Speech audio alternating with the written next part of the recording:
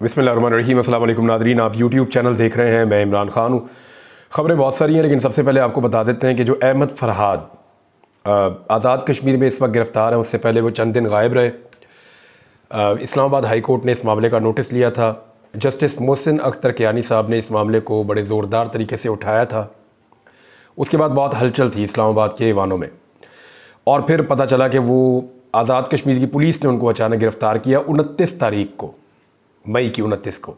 और तब से लेकर अब तक पता चल रहा है कि वो बीमार भी हैं और उनको एक अस्पताल पहुंचाया गया, जहां पे कुछ घंटों के लिए अस्पताल ले जाया गया। वहां पे उनके कुछ टेस्ट किए गए, क्योंकि उनके घर वालों ने इस बात का शुबा जाहिर किया था कि उनको खुदा न खास्ता कोई स्लो पॉइजनिंग की गई है या उनकी ज़िंदगी को ख़तरा हो सकता है। बहरहाल जो तस्वीर आई हैं वो डिस्टर्ब और परेशान करने वाली हैं। उनकी सेहत बहुत ज़्यादा ख़राब है। पहले को बहुत ज़्यादा वो शायर तबीयत इंसान है, आपको पता है वो हसास लोग होते हैं। पहले भी वो बीमार रहते थे, लेकिन अभी उनकी हालत बहुत ख़राब थी। और तो नाज़रीन, फजलुर रहमान साहब का जो बड़ी खबर एक और है, वो टेम्परेचर उनका बढ़ता चला जा रहा है। मैंने कई दफ़ा आपको कहा कि फजलुर रहमान साहब एक्चुअली स्टेटस को की पॉलिटिकल पार्टीज़ के साथ ज़्यादा कंफर्टेबल रहते हैं। ये रियलिटी अपनी जगह पे, लेकिन वो ये समझते हैं कि उनके साथ बहुत बड़ी ज़्यादती हुई है। यानी जिस तरह से PMLN को जिताया गया, जिस तरह से पीपल्स पार्टी को जिताया गया, जिस तरह से MQM का जो वजूद ही नहीं था उसको अदम से वजूद में लाया गया, यानी बहुत बड़ी तादाद में सीटें MQM को गिफ्ट कर दी गई, और फजलुर रहमान साहब को उतनी सीटें भी नहीं दी गई जितनी MQM की हैं। यानी वो बहुत छोटी होगी उनकी पार्टी, बड़ी स्क्वीज़ हो गई, सुकड़ गई उनकी पार्टी।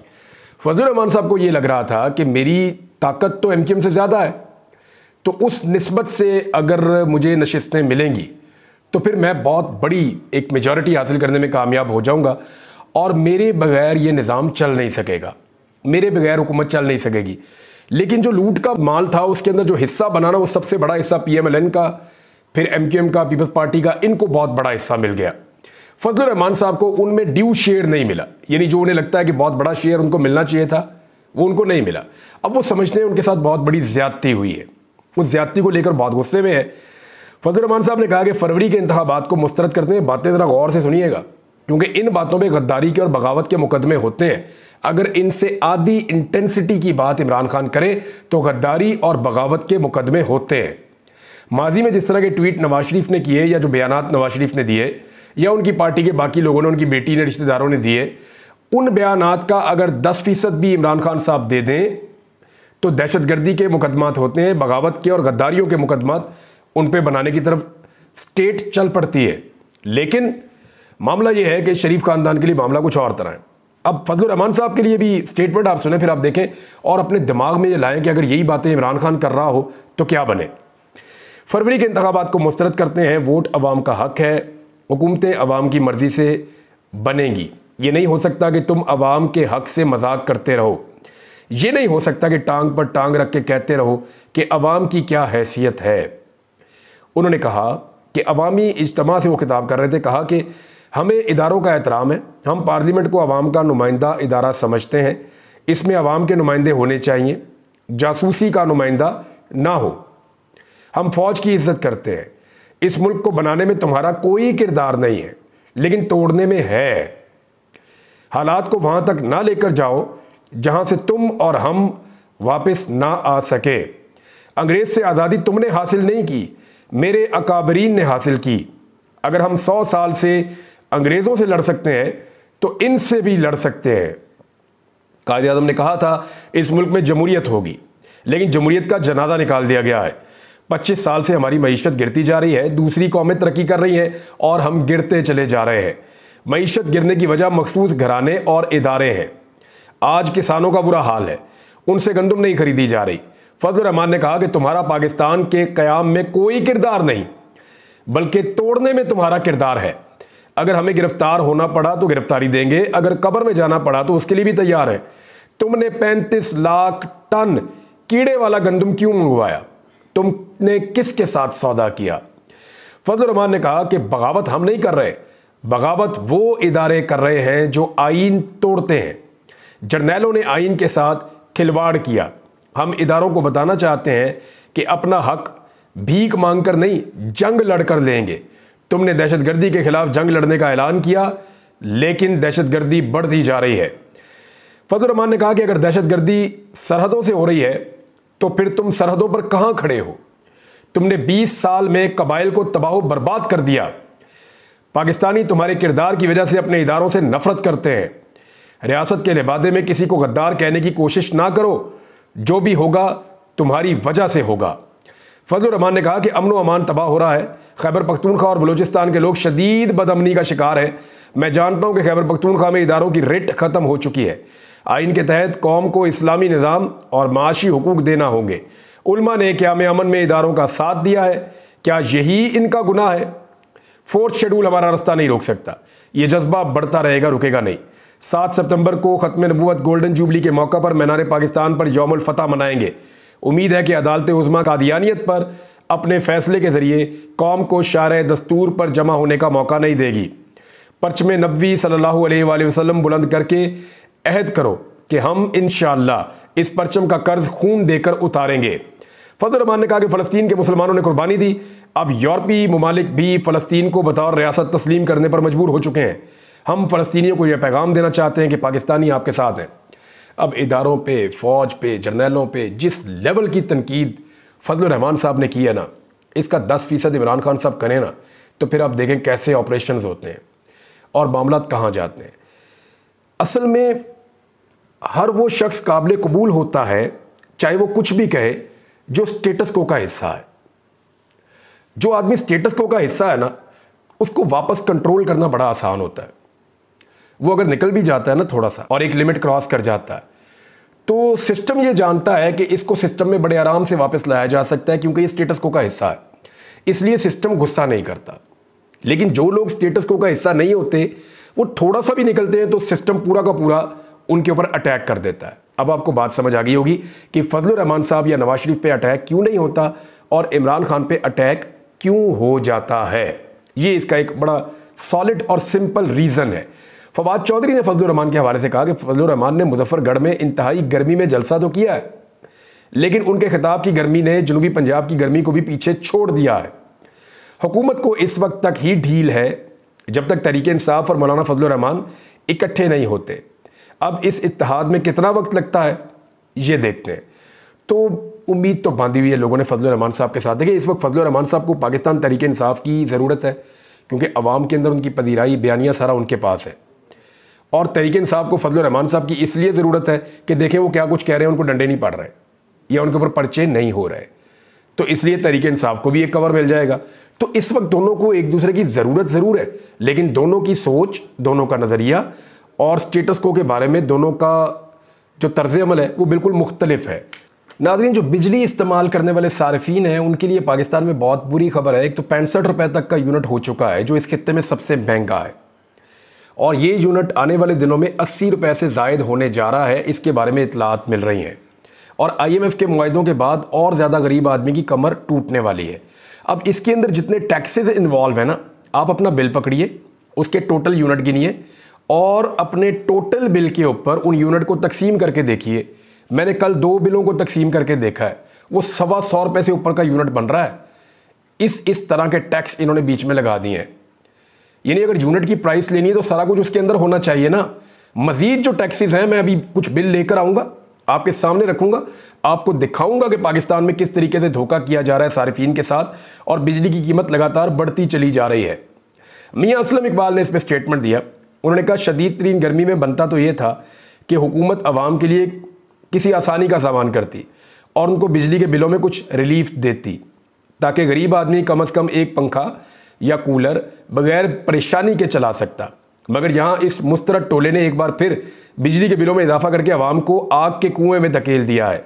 हालात ये हैं कि लोग बिजली का बिल भरने के लिए अपने घरों का सामान बेचने पर मजबूर हैं। ये जी मियाँ असलम इकबाल का स्टेटमेंट है। और अब मैं कुछ स्टेटमेंट्स आपको याद दिला दूँ कि मरियम नवाज़ ने कहा था कि 200 यूनिट तक बिजली हम मुफ्त देंगे, यानी जो गरीब लोग 200 यूनिट तक बिजली इस्तेमाल करेंगे, पंखा शंखा लाइट वाइट, उनकी बिजली मुफ्त कर देगा पाकिस्तान, जैसे ही हम इलेक्शन जीत कर हुकूमत बनाएंगे। फिर बिलावल आए, बिलावल ने कहा जी जैसे ही हम लोग हुकूमत बनाएंगे हम 300 यूनिट तक चले जाएंगे। फिर मरियम ने भी, यानी सब ने मिलकर फिर एक से बढ़ के एक स्टेटमेंट आ रहा था, तो ये लोग 300 यूनिट तक पहुंच गए थे कि बिजली मुफ्त देंगे। अब इन दोनों जमातों ने मिलकर हुकूमत बनाई हुई है और बिजली को महंगे से महंगा करते चले जा रहे हैं, अपना वादा भी पूरा नहीं कर रहे। तो इनको इनका वादा तो हम याद दिलाते रहेंगे। 2 नंबरी पाकिस्तान में इस तरह की हो रही है जिसमें से एक के ऊपर निशानदेही की है साकिब बशीर साहब ने। ये सीनियर जर्नलिस्ट हैं, बड़ी ज़बरदस्त बात इन्होंने लिखी है। उन्होंने कहा कि एक्स यानी ट्विटर 17 फरवरी को बंद किया गया था। 4 हाई कोर्ट्स में 4.5 माह से केसेस ज़ेरे इल्तवा है। अदलिया भी रूटीन में चलाई जा रही है। शुरू में सिंध हाई कोर्ट ने इब्तदाई ऑर्डर दिया था कि बंदिश खत्म की जाए, लेकिन इसको हुकूमत ने लिफ्ट ही नहीं कराई और ना ही अदालत ने अमल दरामद के लिए जोर लगाया। इस्लामाबाद हाई कोर्ट 11 जून, सिंध हाई कोर्ट 6 जून, पेशावर हाई कोर्ट 7 जून को समाअत करेगी, जबकि लाहौर हाई कोर्ट की अभी तक तारीख ही नहीं आई। दूसरी जानिब हुकूमत भी टस से मस नहीं हो रही। अलबत्ता वज़ीर-ए-आज़म पाकिस्तान से लेकर नीचे तक सब अपनी अपनी पोस्ट के लिए VPN का इस्तेमाल कर रहे हैं। अजीब मजाक है इस मुल्क में। इस 4.5 माह की सूरत हाल से एक अलमिया ने जन्म लिया है कि कल सोशल मीडिया का कोई भी प्लेटफॉर्म हुकूमत किसी भी वक्त बंद कर दे, इसकी दाद रसी के लिए कोई फोरम मौजूद नहीं है। जो फोरम है उसकी हालत एक्स वाले मामले में आपने देख ली होगी। यानी अदालत तो इंसाफ दे ही नहीं पा रही। देखें, सोशल मीडिया अब एक बहुत बड़ी रियलिटी है। अब ये बुनियादी इंसानी हुकूक का मामला हो गया है। आप ये देखिए ना कि पाकिस्तान में ट्विटर या एक्स बंद है पिछले कई महीनों से। 4 महीने हो गए उसको खोल ही नहीं रहे। मार्च गुजर गया, अप्रैल मई गुजर गया, फिर आधा जो है वो फरवरी गुजर गया और अब जून का महीना शुरू हो गया और अभी तक जो है वो ट्विटर की बंदिश ख़त्म नहीं की जा सकी इस मुल्क के अंदर, जहाँ पे करोड़ों लोग इसको इस्तेमाल करते हैं। और वज़ीर-ए-आज़म जो है वो उसको गैर कानूनी और गैर अखलाकी तरीके से VPN लगाकर इस्तेमाल कर रहे हैं। बाकी सारे भी ऐसे ही कर रहे हैं मजबूरन, लेकिन वज़ीर-ए-आज़म की क्या मजबूरी है, फिर वो उसको छोड़ दें। 2 बड़े अहम केसेस हैं जो अब अदालतों में लगने जा रहे हैं। उनमें से एक लाहौर हाई कोर्ट में है और जो दूसरा केस है वो इस्लामाबाद हाई कोर्ट में है। बड़े अहम केस है। लाहौर हाई कोर्ट वाला केस ये है कि इलेक्शन एक्ट में जो तरमीमी ऑर्डिनेंस जारी किया गया 2024 का, जिसको आसिफ अली जरदारी साहब की गैर मौजूदगी में यूसुफ रज़ा गिलानी साहब ने, क्योंकि वो चेयरमैन सेनेट है और सदर की गैर मौजूदगी में चेयरमैन सेनेट जो है वो सदर का ओहदा संभाल लेता है, लिहाजा यूसुफ रज़ा गिलानी साहब ने 2 ऑर्डिनेंस जारी किए थे और उनको चैलेंज किया गया है लाहौर हाई कोर्ट में, क्योंकि लाहौर हाई कोर्ट में ये मामला फंसा हुआ है। ख़ास तौर पे जो इलेक्शन ट्रिब्यूनल वाला मामला है, इलेक्शन ट्रिब्यूनल के लिए हाजिर सर्विस हाई कोर्ट के जजेस को तैनात किया जाता है, उनको नोटिफाई किया जाता है। लाहौर हाई कोर्ट ने 6 जजेस के नाम भी दिए हैं, लेकिन इस नोटिफिकेशन के मुताबिक जो रिटायर्ड जज हो चुके हैं उनमें से मर्जी के जजेस को भी ट्रिब्यूनल बनाया जा सकेगा। इलेक्शन कमीशन को नाम हुकूमत दे देगी, फलां फलां को बना दे, वो उनको बना देंगे और वो हुकूमत के मुताबिक फैसला देंगे। यानी अपनी मर्जी के जजेस लाओ, अपनी मर्जी के फैसले कराओ। रिटायर्ड जजेस अपनी मर्जी के ला रहे हैं वो। अब इसमें ये केस जो है वो लग गया अदालत में। डॉन न्यूज़ के मुताबिक जस्टिस शम्स महमूद मिर्ज़ा नदीम सरवर की वसातत से दायर दरख्वास्त पर समाअत करेंगे। दरख्वास्त में सदर मुमलिकत वज़ीर-ए-आज़म को बदरिया प्रिंसिपल सेक्रेटरी फ़रीक बनाया गया है। इसके अलावा पटिशन में इलेक्शन कमीशन को भी फ़रीक बनाया गया है। इसमें जो मौक़िफ़ है वो ये है कि इलेक्शन एक्ट तरमीमी ऑर्डिनेंस आईन से मुतसादिम है। ऑर्डिनेंस के मुताबिक ट्रिब्यूनल्स के लिए हाजिर सर्विस जज की तैनाती के लिए चीफ जस्टिस से मुशावरत होगी। रिटायर्ड जज की तैनाती के लिए मुशावरत ना करना खिलाफ आइन और कानून है। देखिए, ये ऑर्डिनेंस से इसलिए नहीं हो सकता कि इसके लिए आइन को बदलना पड़ेगा और आइन में तरमीम करने के लिए ज़रूरी है कि 2/3 अक्सरियत मौजूद हो और 2/3 अक्सरियत के लिए ज़रूरी है कि कादी फ़ायद साहब उस बेंच में बैठें और अक्सरियत उनका साथ दे दे फुल कोर्ट में और वो मखसूस नशिस्तें PMLN, पीपल्स पार्टी, फजलुर रहमान और बाकी जमातों में बांट दें।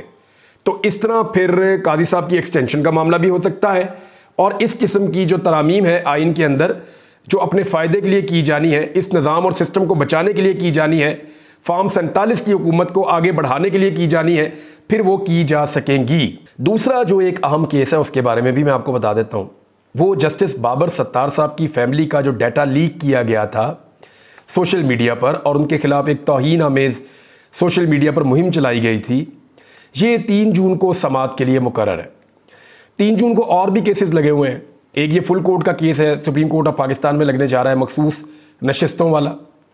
जो एक और केस है, क्योंकि ये जो दिन है ना कल का, वो सारा अदालत का दिन है ऐसा लगता है, क्योंकि उसमें साइफर वाला मामला भी आगे बढ़ेगा, कुछ और कानूनी मामला भी आगे बढ़ेंगे।